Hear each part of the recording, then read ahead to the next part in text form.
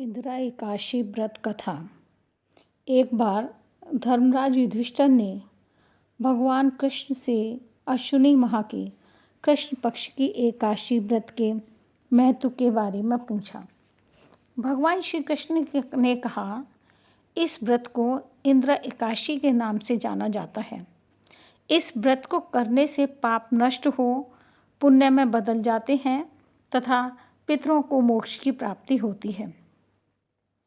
एक बार की बात है, सतयुग में महिष्मती नगर में इंद्रसेन राजा राज्य करते थे।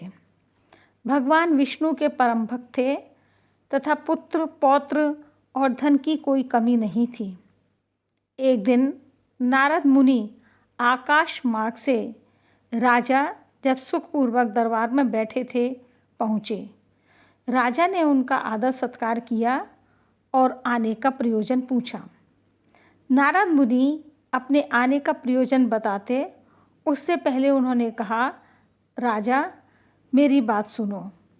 आपकी बुद्धि धर्म में तथा मन भगवान विष्णु की भक्ति में रहता है। यह सुन राजा बोले, महर्षि यह सब आपकी कृपा के कारण ही है। यही कारण है कि मेरे राज्य में सब कुशल मंगल है। अब आप कृपया करके अपने आगमन का कारण बताइए। तब नारद जी बोले, हे राजन, आप आश्चर्य की बात है सुनो। मैं एक दिन यमलोक में गया। वहाँ श्रद्धापूर्वक यमराज को पूजित होकर मैंने धर्मशील और सत्यवान धर्मराज की प्रशंसा की। उसी यमराज की सभा में महान ज्ञानी और धर्मात्मा आपके पिताजी को भी देखा। उनको यमलोक में देखकर मुझे बड़ा आश्चर्य हुआ और मैंने उनसे यमलोक में आने का कारण पूछा। आपके पिताजी ने जो कहा वह बता रहा हूँ। उन्होंने कहा कि किसी कारणवश एकादशी का व्रत रखने पर व्रत में कुछ विघ्न पड़ने के कारण मुझे यमलोक में आना पड़ा है।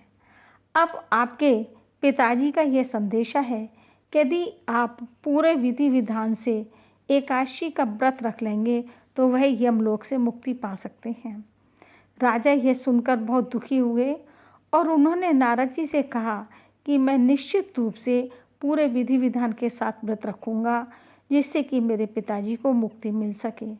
राजा इंद्रसेन ने नारद जी के द्वारा बताए नियम के अनुसार व्रत रखा। इस व्रत के प्रताप से राजा इंद्रसेन के पिताजी यमलोक को छोड़ करके भगवान विष्णु के स्वर्ग लोक में पहुँच गए। व्रत का पारण 22 सितंबर 2022। व्रत पारण का समय सूर्योदय से प्रातः 9:30 बजे तक।